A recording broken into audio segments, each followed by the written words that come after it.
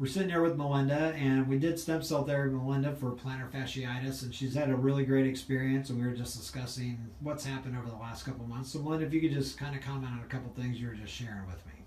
Yes, well, when I came for this therapy, I was experiencing a great deal of pain. It was in my left foot, and after the therapy, very, very quickly I noticed an improvement in my foot. I can walk again.